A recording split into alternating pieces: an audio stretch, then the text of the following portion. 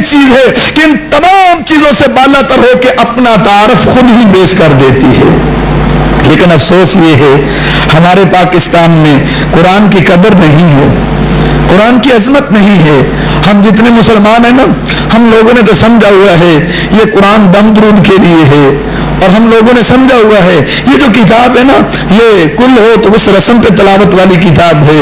ہم نے سمجھا ہوا ہے کہ یہ رسم چیلم ہو تو اس رسم پہ پڑھنے والی یہ کتاب ہے.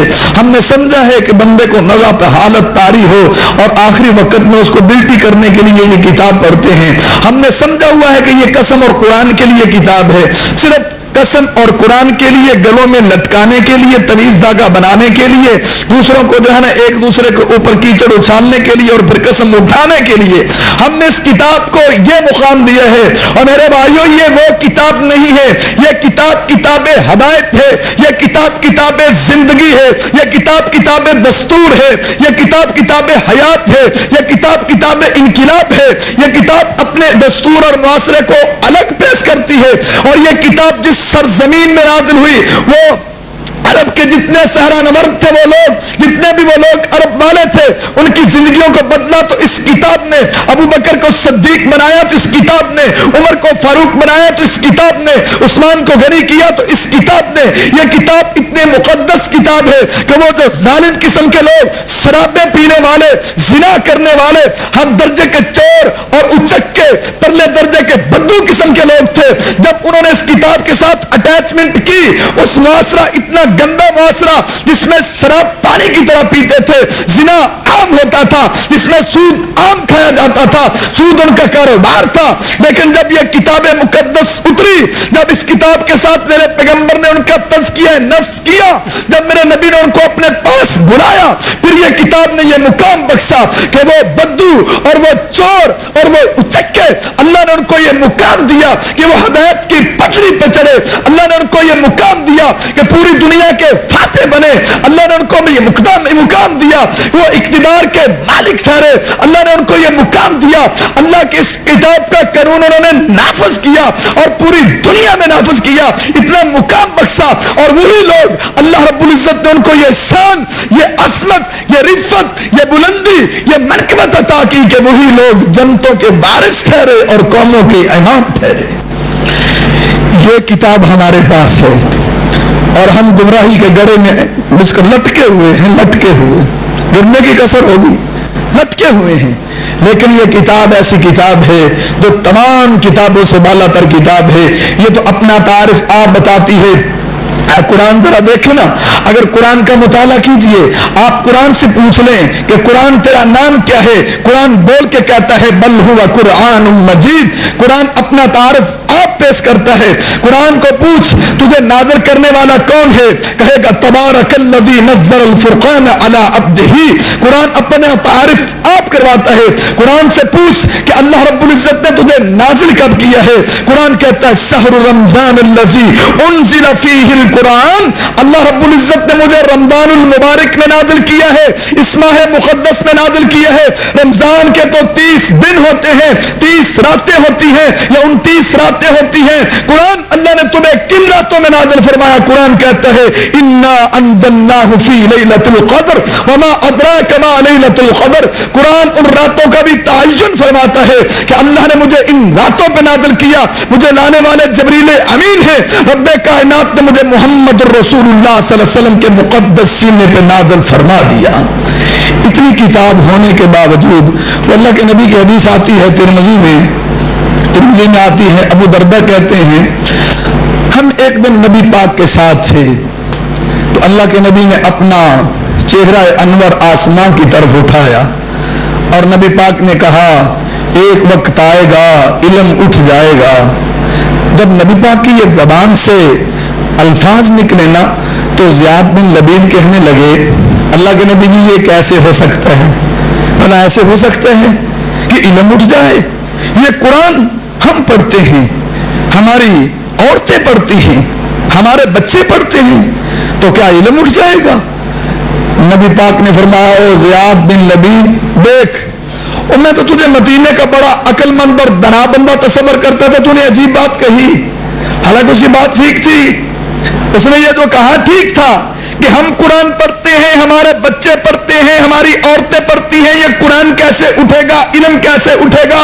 نبی پاک صلی اللہ علیہ وسلم نے فرمایا تم نے دیکھا یہود کو, دیکھا نصارہ کو, دیکھا یہودیوں کے پاس اللہ کی کتاب ہے, نصرانیوں کے پاس اللہ کی کتاب ہے, اور کتاب ہونے کے باوجود گمراہی پہ کھڑے ہیں. اور وہ وقت ضرور آئے گا, علم ایسے اٹھے گا کہ میری امت کے پاس قرآن ہوگا پر گمراہی کے دانے پہ کھڑے ہوں گے. آج وہ وقت ہے, آج وہ وقت ہے. یہ کتاب صرف آپ دیکھیں گے الماریوں میں سجانے کی کتاب ہے, گھروں میں مزین رکھنے کی, گلاب وغیرہ چڑھا دیتے ہیں اور پھر رکھ دیتے ہیں, پڑھتے پڑھاتے نہیں ہیں. اور رمضان کا مہینہ آیا, کوئی خوش نصیب تلاوت کرتا ہوگا, کوئی پڑھتا ہوگا, اور جنہوں نے بچپن میں مولانا صاحب سے پڑھا پھر کبھی کھول کے دیکھا ہی نہیں, پھر کبھی قرآن کی تلاوت کی ہی نہیں, قرآن کھولا تک نہیں.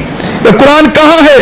اور پورے رمضان میں بہت کم لوگ ہوتے ہیں جو تلاوت کرتے ہیں. بھلے وقتوں کی بات ہے, صبح کا وقت ہونا اور نماز فجر کے بعد شاید ہی گھر کا کوئی افراد ایسا ہوگا جو قرآن کی تلاوت نہ کرتا ہوگا.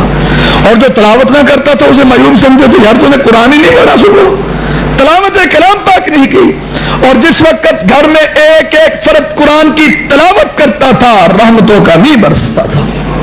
اور آج کیا ہے, آج کیا ہے؟ اس وقت ایک آدمی کماتا تھا, سارے گھر والے کھاتے تھے. اب 7 بندے کماتے ہیں, کہتے ہیں پتہ نہیں جاتا کدھر ہے.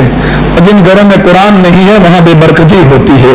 اور جو بندہ قرآن کے ساتھ اپنی اٹیچمنٹ کرتا ہے, قرآن کے ساتھ تعلق قائم کرتا ہے, قرآن سے محبت کرتا ہے, قرآن سے عقیدت کرتا ہے, تم کیا سمجھتے ہو قرآن تو اتنی زبردست کتاب ہے, اتنی شان والی کتاب ہے, اتنی عظمت والی کتاب ہے.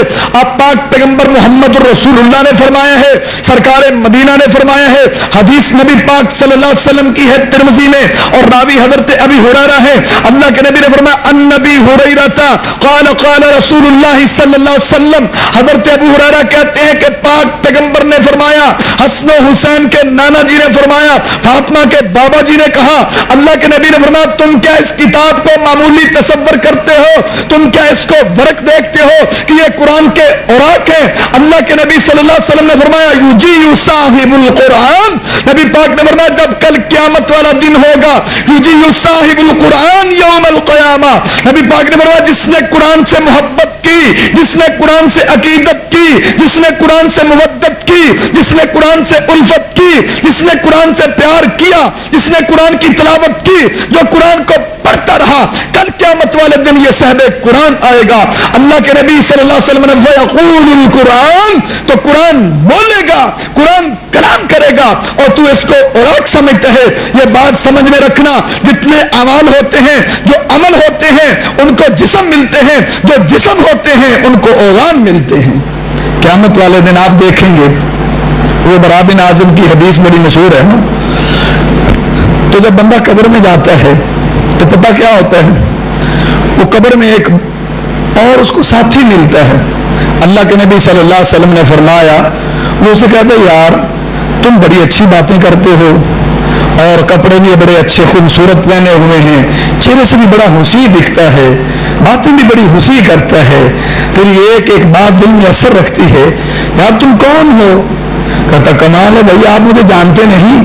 کہنے لگا میں تو نہیں جانتا کہ آپ کون ہیں, ویسے یہ میں جان چکا ہوں کہ قبر میں آپ نے میرا دل لگا رکھا ہے, قبر میں کوئی بوریت محسوس نہیں ہو رہی, کوئی خوف اور ڈر نہیں ہے, تو آپ کو میں جانتا نہیں, ویسے دل تو آپ نے میرا لگا دیا, لیکن میں نہیں جانتا تم کون ہو. کہتا یار کمال کی بات کرتا ہے, ساری زندگی میں تیرے ساتھ رہا, آج تو کہتا میں جانتا نہیں. کہتا نہیں, کہتا کہ میں تیرے نیک اعمال ہوں جو تو نے نیکیاں دنیا میں کمائی تھی اللہ کو راضی کرنے کے لیے, آج اللہ رب العزت نے مجھے ایسی شکل و صورت اور جسم عطا فرمایا ہے. پتہ چلا عملوں کو جسم ملتے ہیں, اور جو جسم ہوتے ہیں ان کو وزن ملتے ہیں, ان کو وزن ملتے. صحیح بخاری مسلم میں آتا ہے نا, نبی پاک نے فرمایا کہ کل قیامت والا دن ہوگا, لیأتی الرجل العظیم السمین, نبی پاک نے فرمایا اتنا موٹا سا آدمی آئے گا, بڑا بھاری, کوئی 5-7 من کا ہوگا نا, نبی پاک نے فرمایا بڑا موٹا تازہ, جب اس کو رکھیں گے ترازو میں, اللہ کے نبی صلی اللہ علیہ وسلم نے فرمایا بد آدمی ہو, اللہ کا باغی، بے نماز، زانی، شرابی، چور، ڈاکو، جس کو مرنے کا خوف نہ تھا، نبی پاک نے فرمایا لا یأذن عند اللہ جناح بعوضۃ، نبی پاک نے فرمایا کہ کل جب ترازو میں اس کو رب ڈالیں گے